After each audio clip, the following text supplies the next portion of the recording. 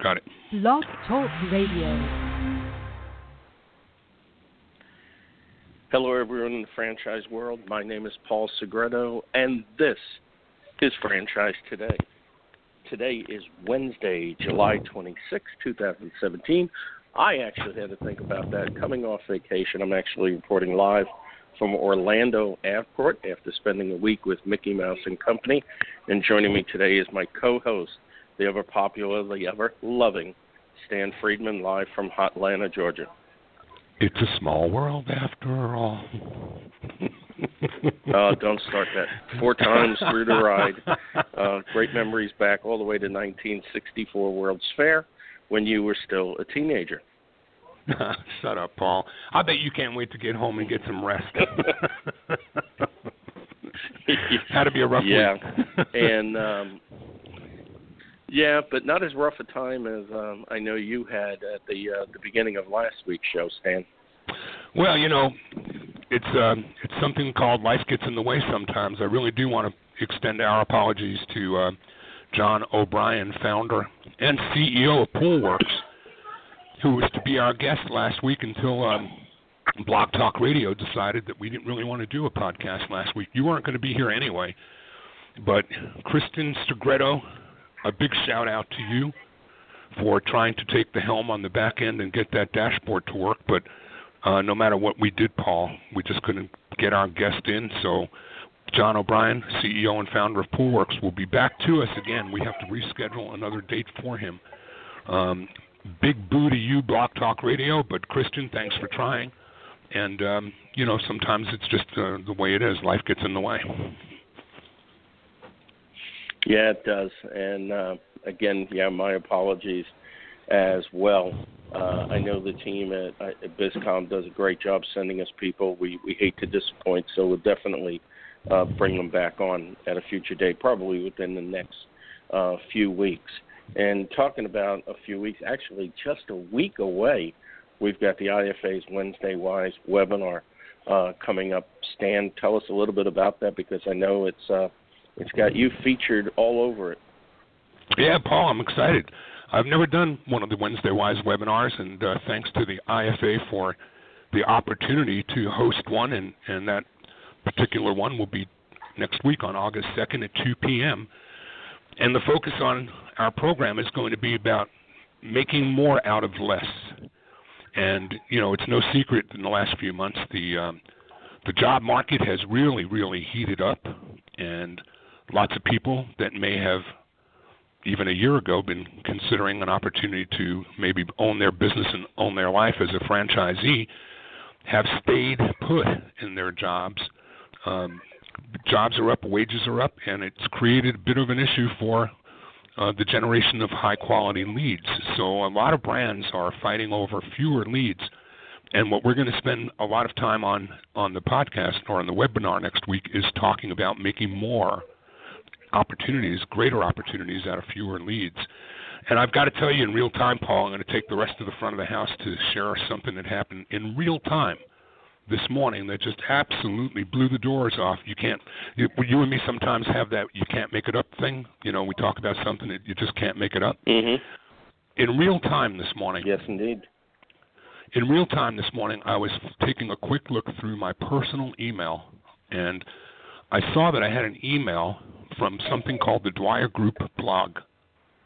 And so I clicked on the link, and it opened up to a really great piece that I printed, and I was going to actually share this piece in and of itself as part of the front of the house, but wait until I tell you what happened thereafter.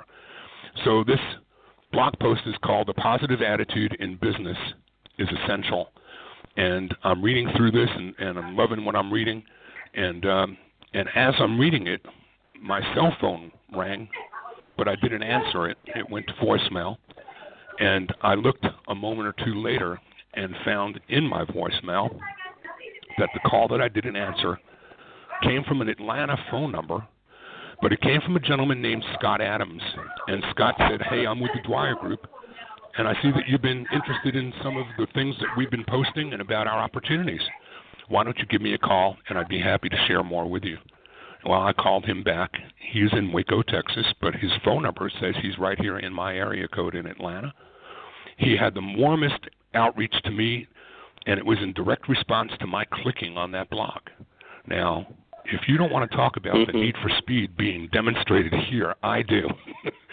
This is franchise sales as it should be done. And I was, overwhelmingly impressed with the fact that I'm in their mailing list, and I don't know where or how that happened.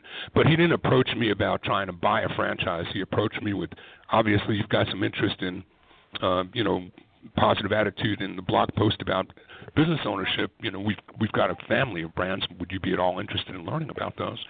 And in real time, this is lead generation. This is a company making lead generation proactively happen for them instead of letting things be reactive and waiting to see how many more leads I might be able to buy from a portal or another source. This is beautiful. And so I'm going to give Mr. Tunmeyer a call later today and congratulate him on what they're doing across all the brands. This is really lead gen and business development the way it should be, and I'm going to probably ask him if we can showcase that a little bit more on my Wednesday Wise webinar next week, in addition to talking about it here on Franchise Today. High fives to the Dwyer Group. We know in every way we honor Dina and the organization for their values, but look at this. This is what they're doing to generate opportunities and to bring the right people to their family of brands. My hats go off to them. Yeah, I think it's very synonymous that I'm in Disney World, with the Magic Kingdom of entertainment, because I often refer to the Dwyer Group as the Magic Kingdom of franchising over there in the little town of Waco, Texas. Yeah, hats off to them. They do a absolute wonderful job today. Any other tidbits before we bring on today's guest? No, I think we'll save the tidbits for the back of the house, and we'll just share some upcoming dates a little bit later, but let's not take any more time before we allow you to introduce our guest today. Well, our guest today is Michael Poate. He's the president of Sovrano LLC out of Fort Worth, Texas. And for those of you that don't know, that's the private equity firm that acquired Gatti's Pizza as the popularity of pizza chains continues to rise. Gatti's Pizza was one of several franchise brands to attract private equity investments in recent years. Michael, welcome to Franchise Today. Well, thank you, and thank you for having me. I really do appreciate it. We appreciate you being with us, Michael. Well, we certainly, yeah, absolutely. And so with that, Michael, what I'm going to do is I'm going to bow out because I have to board a plane that's waiting on me. But you're in good hands with Stan, and I'll be listening through the end of the show. Thanks again for being our guest today. Stan, take it away. Thanks, Paul. Safe travels, and get home and get some rest. So, Michael, we always like to begin our podcast with gaining a deeper understanding of the person that we're in the spotlight with this week. And I know that there are some really iconic brands in your past, but even before getting into the franchise world and the restaurant operations world, take us back to what your preparation for all that looked like. How did that all come about? Well, I think for myself, I grew up in a restaurant family, and that began in San Diego when I was a child. My uncle Jack is Jack Goodall, and he for many, many decades was the chairman and CEO of Jack in the Box Restaurants. And my father started with that company, worked 28 years with Jack in the Box, and so, it really was part of our DNA as a family because we were so, interconnected with QSR. And, my very first job, I'll never forget this, showing up at a Jack in the Box and working, making tacos and putting the cheese in the taco and assembling the taco. And basically at the end of a couple of weeks where I thought it was just an awesome thing. Not only was it great to work in a restaurant and serve guests and make them happy, you got 50% off the food as well, which was a great thing to have at 16. And then the surprise was at the end of 2 weeks you received a check and wow.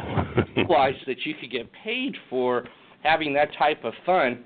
I don't know if I knew at that point in time that I had been hooked as a restaurateur and that this was serving guests would become such a passion. But for me, that's really, where it began. And I have over the years owned and operated a few different systems and really came out with from a culinary arts background educationally. And I think going back to some of the more recent stints at some of the organizations, I was married in 2000, and literally, right in the middle of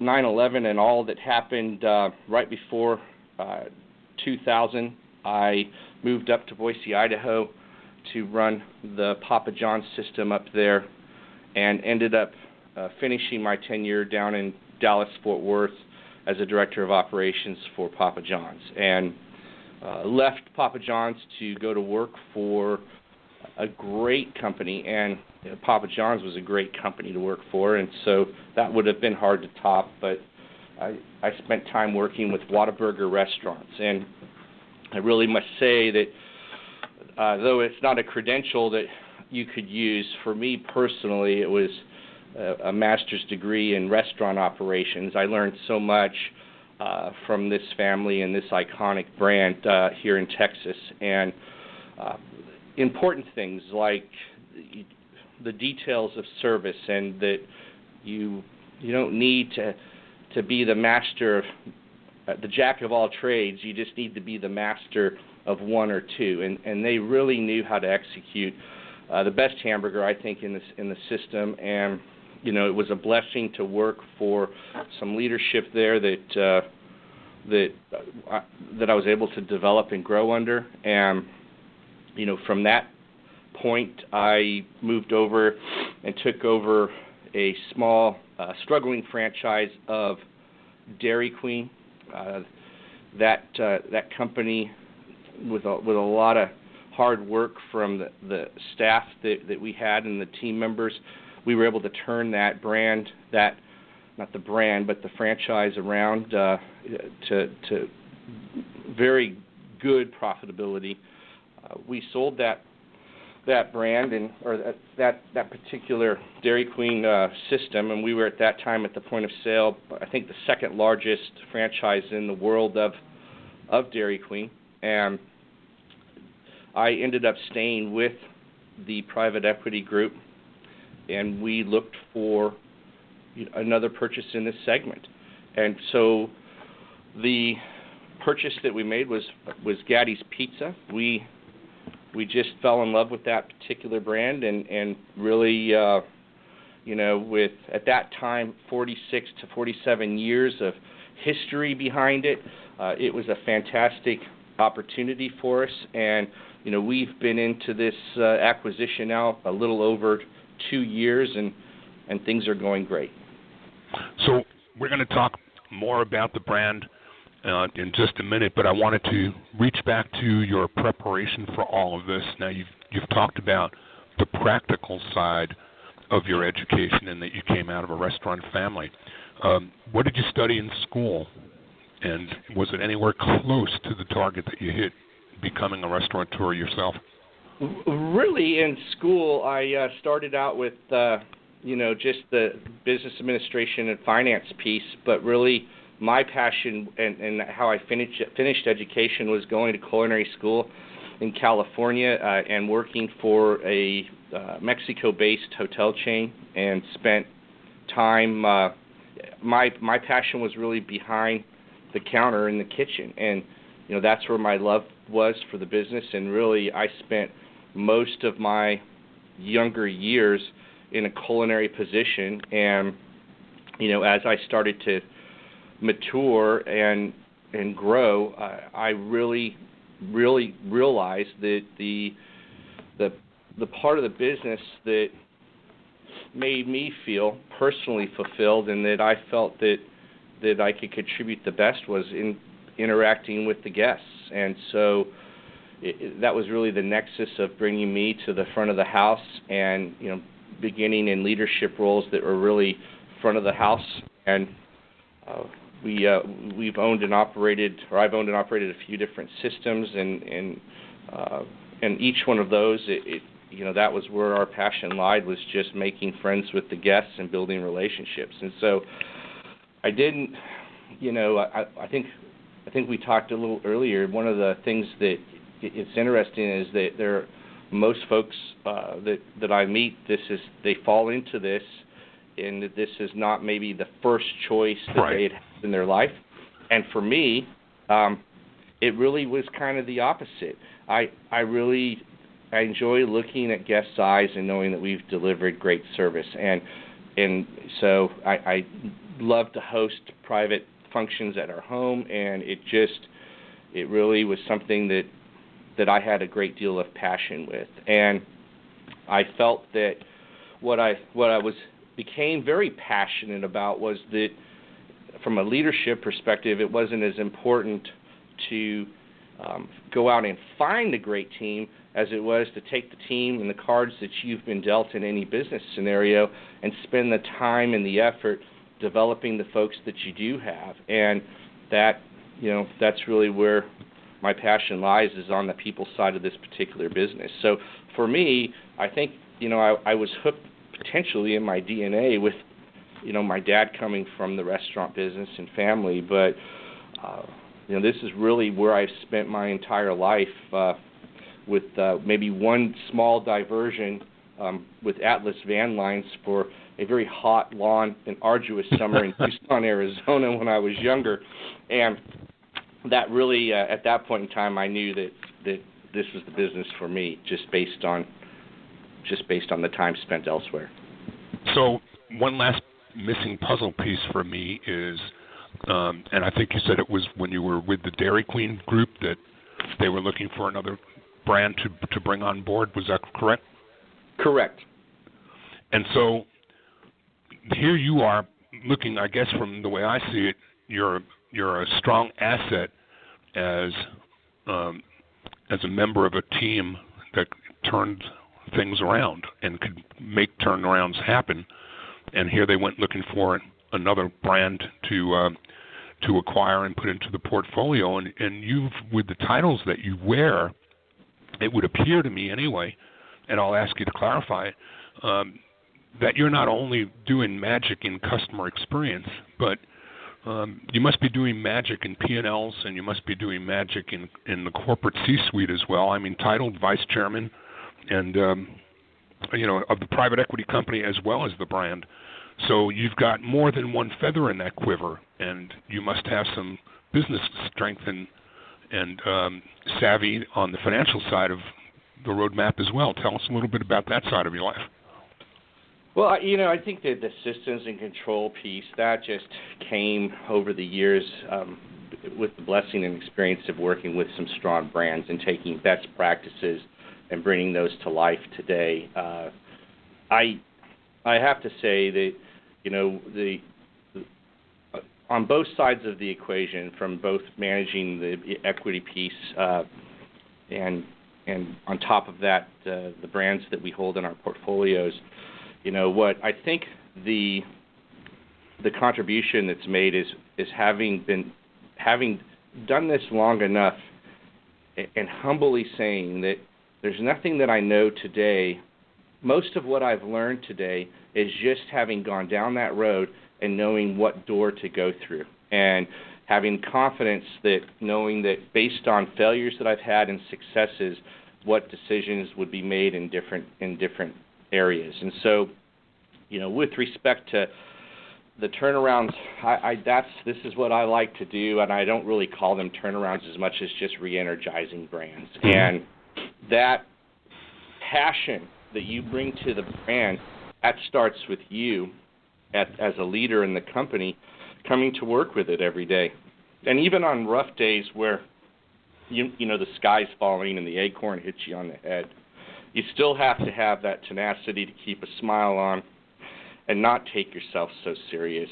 This is this is a business of humility and service, and I think that from a leadership perspective in getting these businesses to turn, you really have to have the strength and character to let great people do their job and to not micromanage every attribute of a business to the point that you are trying to change your culture and assign not only you hire the people to do the job, but you also define how they're going to do it from a personality perspective.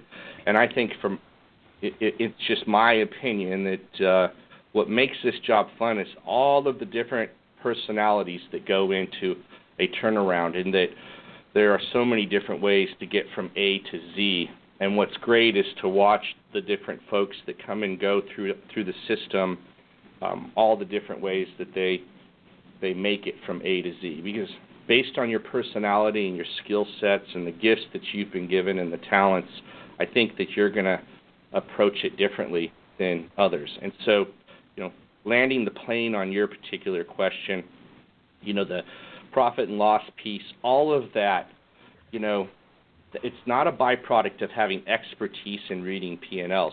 That can be taught. I think for us, what we do is we take the business and partition it down to its granular level, and so we understand what the core of the business is to manage, and then we hit those parts of the business the hardest with leadership.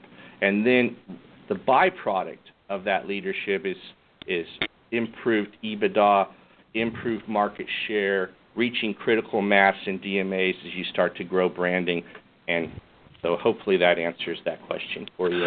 So a little broad. If somebody were to do as I've done and take a look at your LinkedIn profile, they're going to find a lot of umbrellas up over your head, and your involvement is with the portfolio company as a president of Gatti's and somewhat involved with Gigi's as well. Is that correct?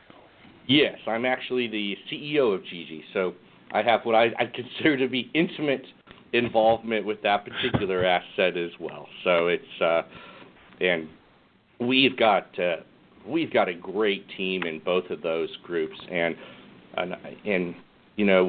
you could say that it would be, boy, that's a lot of work for one person, and I would tell you that the reason why I'm able to do so much is because I've got such a great team that partners with us every single day. I show up to work with best-in-class individuals in our marketing department, and our IT department, our operations team, everybody. And, that's what makes the difference. And for me, it's a rare breed nowadays to find folks that really, they're doing this because they're passionate about it, and this is where they want to be. And that's great. So let's talk a little bit about the reinvigoration instead of the turnaround, and let's talk about the brands themselves, because your pizza brands, especially now, I mean, I feel like pizza has become almost what yogurt did a few years back. In fast casual, pizza has just been like a hot ticket. One would think, I think in the yogurt business, and then taking it out of food, some might think that the elder care business is just cram-packed full of brands, but the opportunities in the marketplace are why those opportunities are being created and generated. There's an appetite for it. So let's talk about the appetite for Gatti's and its historical track from back in the 60s to the current day, and what the value proposition of the brand's current offerings are today that are maybe a little different than they were back in the 60s. Great. Well, I think maybe if it's okay, maybe I tell you a little bit about the history of the brand and talk about some of the existing latency that we have in the markets that we're in. Please do. Okay. Well, so, Gatti's has really had since 1969, they've had a passion for pizza, and the product is just standalone and a great pizza product. And that we kind of chuckled when you brought up the yogurt part, because I think you might have hit it right on the head with how saturated that particular segment is. Pizza is very saturated. A friend of mine years ago said, pizza's the biggest brand in the country, and I laughed and said, no, hamburgers kill the pizza. I mean, you got to be. I said, what proof do you have of that? And he said, pizza is the only company that has their actual name in the yellow pages under the word pizza. And you think about it, there are a lot of competitors out there, and what we do a little different than folks are, we really do fresh pack our tomato sauce 4 hours from harvest, and it's steamed and peeled, and we make our dough every day, fresh, by hand, every single day, and we let it rise twice before it goes into use. And we use a smoked provolone cheese that has been aged in brine and smoke flavor and shredded, and it's a fantastic product. It has great bite integrity, it has great pull from the pizza, and it offers a very unique cheese and taste flavor profile for our pizza. The family, that founded the Yours founded the company in Stephenville, and it over the last 47 years has been owned by just two private equity groups, basically. And in those two scenarios, the brand never, they were both private equity groups that owned it were great people, and they did a wonderful job, but their priority was not to grow the brand. Their priority was to operate the brand, but there was just not a lot of growth under those ownership regimes. And what we really liked about the pizza and about this particular brand was when you bring it up, when you're traveling in Texas and when you're traveling outside in some of the other states that we do business, Kentucky, Ohio, Tennessee, and you bring up Gatti's Pizza, people will smile and they'll talk about a great story or memory they had with the brand. And that to me is millions and millions of dollars worth of marketing that already exists with the knowledge of the trade name Gatti's Pizza. And so that really was the priority for our purchase. We felt that the trade name was so strong that we wouldn't have to spend an inordinate amount of dollars in getting folks reacquainted with the brand that they grew up with and were very familiar with. Does that make sense? It sure does. And so you've built upon that history, and what have you done to further reinvent the original franchise model, or the original Gatti's model? Because my understanding is that now there's not only the fun center and the pizza buffet, but there's also a fast casual component to the Gatti's opportunities as they're being offered today. So help us with that. Well, that's exactly what we did. And I think, the first thing you do in an acquisition is you stabilize the platform. And so we spent our first 6 months stabilizing and making sure that we understood the brand. And I'll tell you the thing that really helped me personally understand the brand the best was taking the time to travel to all but 5 locations I think I have left where I've gotten to meet each of the owners, their guests, their location, take pictures, eat their product, hear the stories behind the brand. That, I think, was where the true learning of and the acquisition of the culture came. Our challenge with the brand was, over the years, we had such a strong franchise group that the platforms needed to be really honed in and reined in and defined well.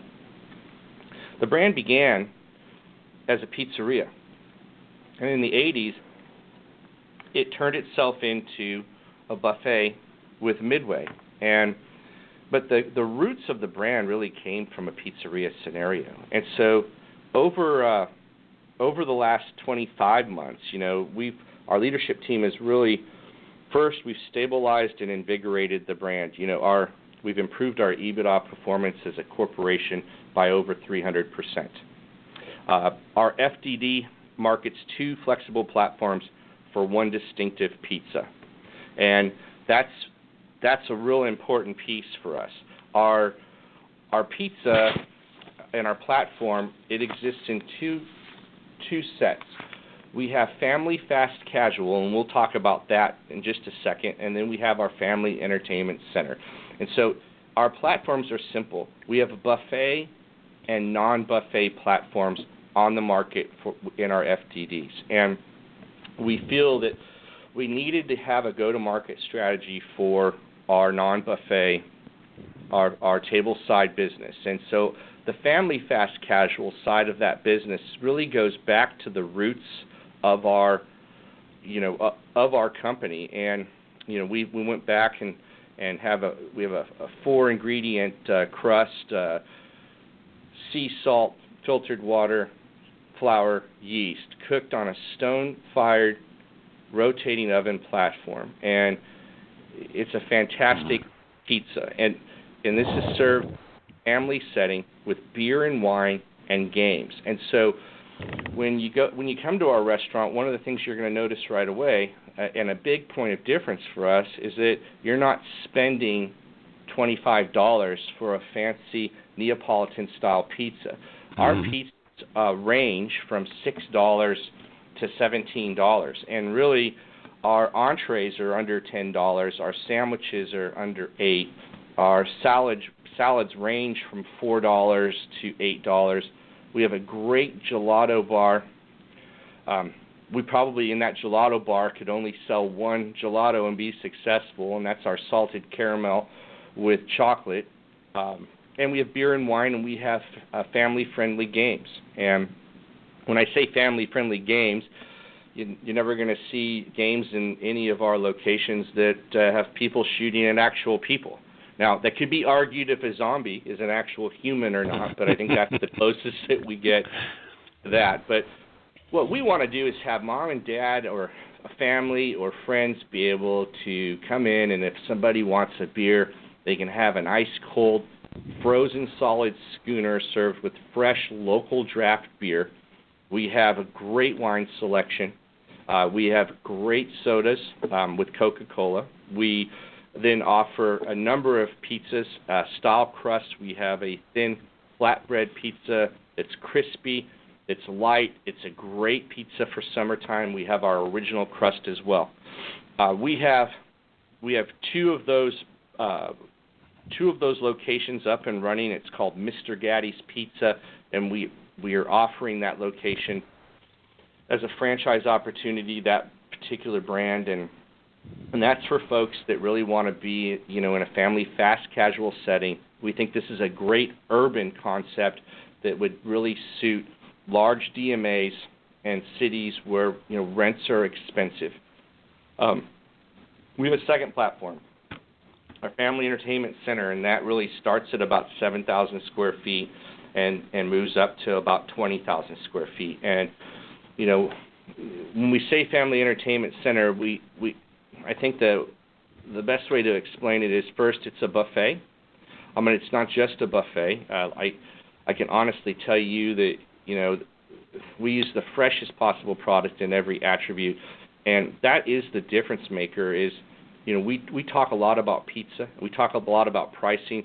Sometimes we say our pizza might not be the cheapest pizza, but if you buy a cheaper product, you might have to eat it. And our product is, bar none, one of the best out in the marketplace right now.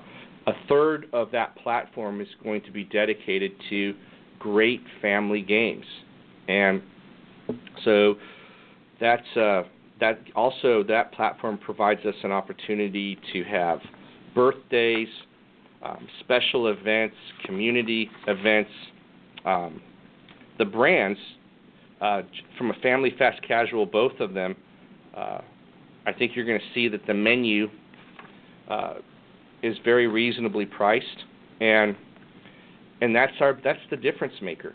If you're looking at an investment, one of the things that we looked hard at was, are we going to be the brand that strives to be at the corner of Main Street and expensive in a core DMA? Is that where we want to be? Because our pro forma would have to reflect that, meaning our prices would need to be higher. Mm-hmm. We would need to generate the revenue to afford those rents, which we like to keep right around 8%. And so we're huge fans of tertiary markets and Yep. And smaller towns. We're huge fans of staying on the outskirts of a large DMA to build large family entertainment centers. All the things that you'd expect to come in tow, we've spent the last 2 years, optimizing ideal COGS, labor. We have cost-efficient FF&E. And then I think one of the things that we've really spent a lot of time this year, we've got very talented people in tow, is our primary guest engagement platform is done through digital and social platforms. And that in itself is a huge change in thinking. When we come back, we're going to talk more about the franchise opportunity, the difference between the two, and who the ideal candidates would and should be for a Gatti's Pizza. You're listening to Franchise Today. I'm Stan Friedman, and our guest today is Michael Poate, who is President and Vice Chair of Gatti's Pizza. Franchise Today is brought to you by the Franchise Foundry, where they've been bringing emerging brands to market for more than 30 years. The Franchise Foundry fosters healthy, sustainable growth for their clients, the kind that comes from experience. The Franchise Foundry provides both coaching and consulting, a hybrid approach that delivers more effective solutions for both the franchisor's corporate team as well as for their franchisees. The Foundry team is rich in practical, hands-on experience and expertise with general business management, operational and change management, digital marketing, and, of course, franchise recruitment and development. Plus, the Foundry team can also assist with creating roadmaps for potential mergers and acquisitions and can provide you with the guidance needed to navigate them. Learn more about Paul Segreto and the Franchise Foundry, as well as their expanding list of clients, at www.franchisefoundry.com. Franchise Today is also brought to you by FRM Solutions, offering best-in-class CRM and document management software designed specifically for franchising. FRM empowers real-time business intelligence, communication, and collaboration between all members of the franchisor's team and prospective as well as existing franchisees. This enables you to simply and seamlessly track, access, and manage all messages to and from prospective and existing franchisees, including text. Legal and compliance is simplified too with FRM's document management, and even site visits can be digitally facilitated and scored using FRM. Make today the day you give FRM a look, and assure that all of your candidate and franchisee correspondence, including texts, are being permanently tracked and stored in candidate and franchisee records. FRM even provides state-of-the-art digital experiences for your prospective franchisees, replacing old-style virtual brochures. No long-term contracts, multiple upgrades each year at no additional cost, no excuses, just solutions on the web at frmsolutions.com. So, Michael, let's dive into the franchise side of the business and learn a little bit more. We've learned a little bit about COGS, marketing, and real estate. Let's talk about the most important thing that we've actually begun with, and that's people. So internally, you've amassed a pool of really talented people internally to support the franchise population externally. Who, if you were rubbing the genie out of the lamp, who would the perfect franchisee be? Well, that's a good question. And I really think you're going to get to I'm going to give you two separate answers because there are two well-defined trade areas that we look at as optimal. A lot of times, our first trade area that I'll talk about is the post-secondary tertiary markets, and we think that offers a great opportunity for growth. You're the hero in a small town. There's opportunity there for reduced rent.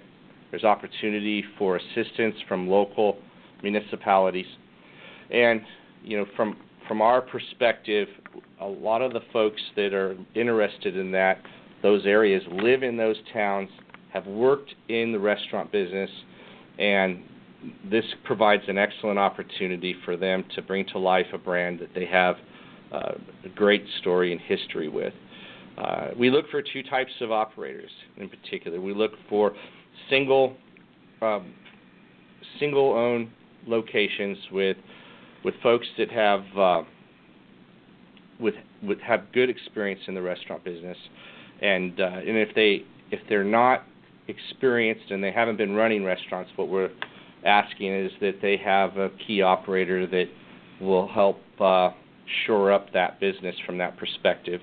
And in the larger DMAs, we're looking for DMA development, trade area development agreements. And so those are the type of people that have infrastructure already in tow, that are able to run multiple restaurants, that have that experience and capability, and it's demonstrated in their experience and bona fides. So those are the types of folks that we are looking for. We have a lot of the folks that come in to the brand to give it a look and are looking at building and growing with us are fans that over the years have been users of the brand and love it to the extent that they want to join the franchise family. And so we work hard with them to train them, and we provide a full training program. It's very comprehensive, all the way through operations to game room management, everything you can think of. But additionally, we help support them in recruiting, hiring, and training a key operator, if applicable, to run the brand and bring it to life in the town that it's in, and help protect the asset and grow it financially for the owner. So there are a number of different ways that we skin that cat with respect to the type of ownership and the type of people that we're interested in bringing into our system. Would you be looking more for the owner-operator, single unit, or area developers, multi-unit, multi-flag types of franchisees, or do you have a differentiator, or do you have a preference even for one versus the other? Well, we really have a preference based on the size of the commitment and where they're developing. And so in the smaller towns that we've talked about today, those are really, our preference is going to be an owner-operator, because those businesses are built with the passion and the handshake and the love and the sweat and tears of an engaged owner that that's entrenched in the community. So that's a age-old, time-proven tactic that has worked for everyone, and that's where we're at with respect to the type of person or a type of group that we'd like to see in those single units. When we look at a multi-unit or trade area development plan, and we are looking for somebody that has that experience in a multi-unit setting, or an existing operations group or infrastructure group that has the capability to manage the attributes of human resource, leadership, accounting, maintenance, training, and they have the wherewithal to bring those specialties to life. And so for a bigger city, a city where we're going to have a group come in and say, we'd like to build 4 locations in this city, here, here, here, and here, we're really looking for, that type of experience, multi-unit experience and infrastructure that's existing that can support that type of growth. I'm not sure if I asked you earlier, are any of the existing stores company owned, or are they all franchised? So that's a very good question, and I think we are just under 30% as far as corporate owned, and that's a big point of difference for us. We really believe that the skin in the game, having skin in the game, and the model of behavior with our corporate locations, it helps provide credibility to the ownership group and to us as a corporation. And so that's really, it's a little counterintuitive to where folks are heading nowadays, where they're not running corporate operations or corporate-owned locations. But for us, that's a mission critical And, so we do have just under 30% of the corporate or the locations in the Gatti system are corporately owned. And as it was tough to tell. I mean, I'm just looking on the website, and I could have read into this one way or the other, which is kind of what generated the question. It says with 42 franchises and 76 locations, which could be one of two things. It could be multiple unit operators, or it could be some company stores, or some combination of both. And we're really up over 91 locations right now. And so that particular portion is just the franchise portion. And so within our franchise community, the majority of our owner-operators are single-unit operators in small towns. However, we have 3 or 4, I'm trying to count in my head, probably 6 operators that run multiple locations. And and some of those range from up to 7 locations, and but we have 6 franchisees that are multi-unit operators, and then out of that 42, the rest would be single location operators. And if I were to ask you just off the top of your head for how the company stores perform versus franchise stores, what would we tell me?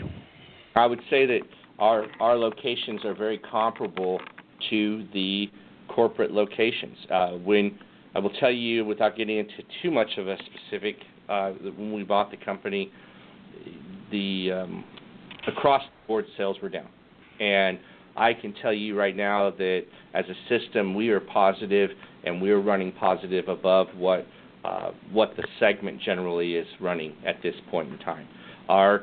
Our shining star right now in the system is the Family Entertainment Center, right? And the growing star, the one that we're working hard on and we're very happy with its progress, is the Mr. Gatti's Family Fast Casual side.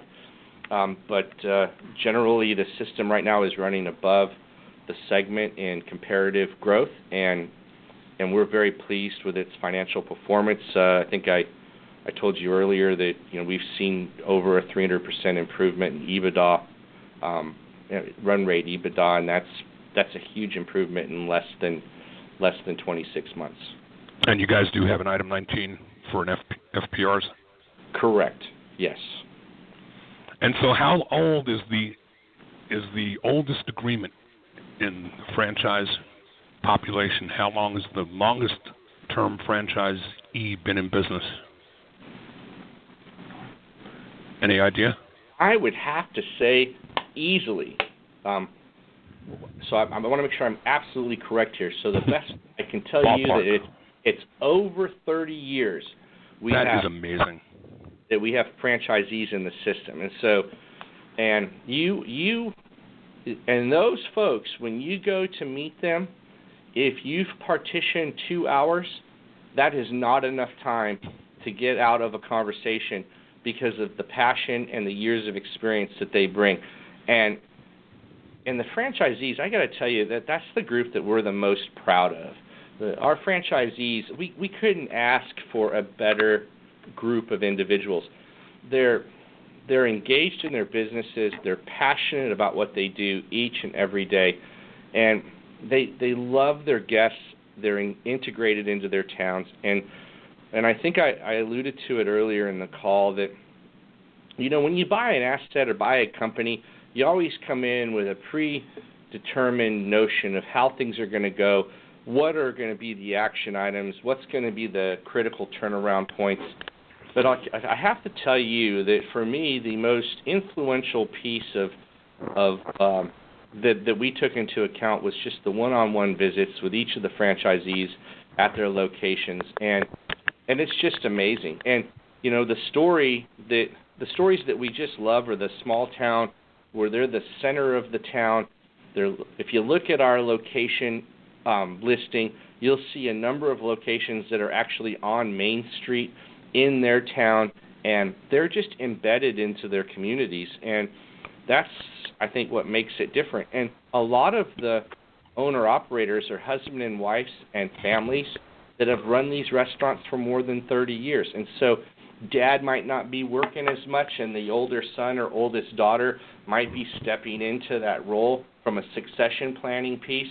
That's the most amazing piece to me that I'm hearing is succession and, building a legacy brand that has that kind of tenure is almost unheard of, and that is phenomenal. 30 years. It really is, and when you hit it on the head, the nail on the head when you talked about the yogurt, because I see the new pizza brands coming up all the time, and they're all great brands, and as well as I do that it doesn't matter the brand as much as the leader at the time that you consume the brand, right? That's the person that brings the concept to life at that time or not. But the big difference with us is that we're not less than 5 years old or less than 3 years old. We're closing in on our 50th birthday as a brand. That's just huge, and that's where we really have a goal of, in the next 5 years, getting the brand back up into the 200 location range, and we think it will really unfold with 70% of that growth in the family entertainment center arena, and the 30% growing, alongside of our family fast casual brand, and that's why we did the family fast casual, because in the public domain, there are folks that default against a buffet no matter what and stop. We understand that. Mm-hmm. So we thought that was mission critical to blunt that particular concern with that family fast casual. We're going to ask you in just a minute to tell the audience how they can get in touch with you, because we're getting very close to out of time. But I just want to follow up with one quick question first, relevant to that 30-year tenure. What is the existing FTD call for term of contract? How many years does somebody buy a commitment for when they come with you? Yeah.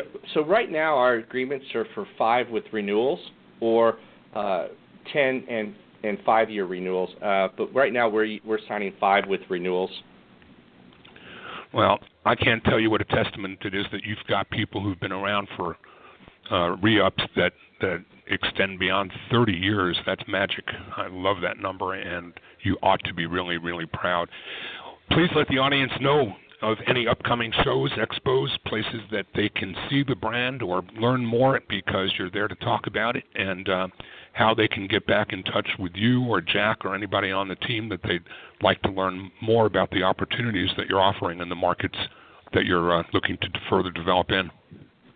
Well, so I'd say the brand that's the most fun place to be right now in our company is at our newest location in Mesquite, Texas, and that's a family entertainment center. That it opened up a little over 12,000 square feet. We are real proud of that. It is. I will tell you right now that the sales at that location have just blown us away. We've had weeks north of $50,000, and we haven't even started advertising yet.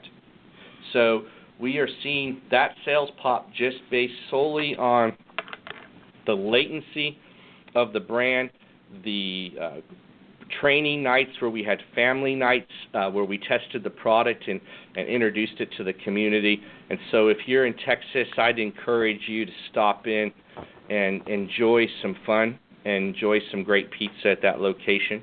The best way to get in touch with us, if you're interested in talking about a franchise opportunity, is with our Vice President of Franchise Operations, and that's Jack Sibley, Sibley. And that's at Gatti's Pizza Franchise, Gattis Pizza Franchise.com. So it's all one word, GattisPizzaFranchise.com. And then we have our main website, which is just GattisPizza.com. A couple things that we're working on that could be fun for folks is, we're working on enhancements with third-party delivery right now that look exciting.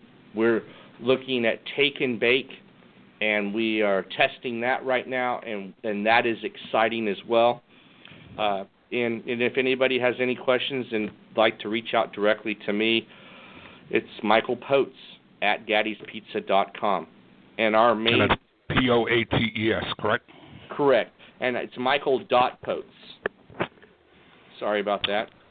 They just can't... Your IT folks will just not let it slide without that dot there in the middle. And then Michael, our primary phone number, 817-546-3500. I can't thank you enough for the time, for the passion, for the story and the history that you've been able to share with the audience today on so many fronts.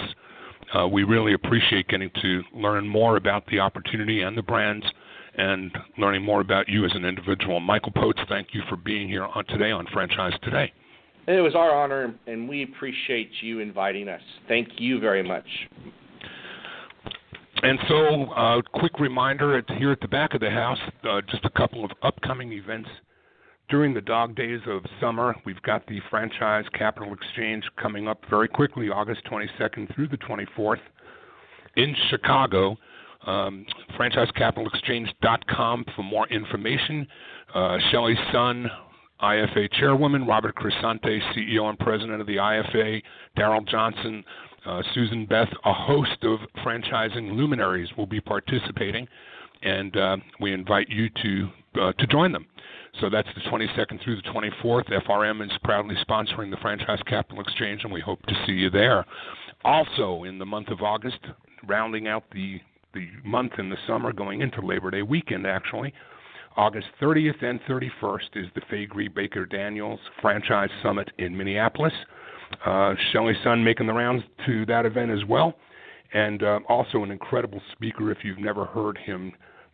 Troy Hazard makes the price of admission worthwhile all by himself.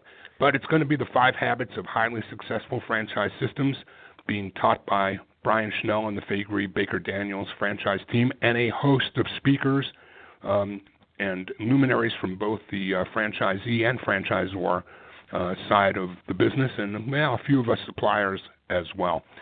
So until the next time, next week, we'll be back again on Franchise Today with Paul and yours truly. I'm Stan Friedman, wishing you the best, the very best of all things franchising, and Franchise Today is out.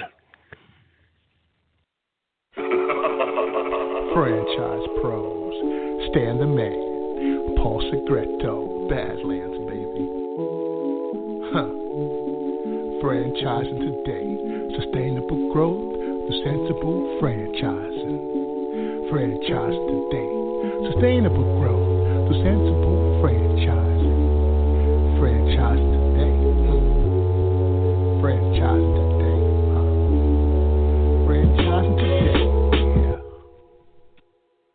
When it's PCS time, you know the drill. Pack, research the new base, get the kids in school, because family supports family. At American Public University, we support military families with flexible, affordable online education that moves with you. As a military spouse, your tuition rate is the same as your partner's, just $250 per credit hour.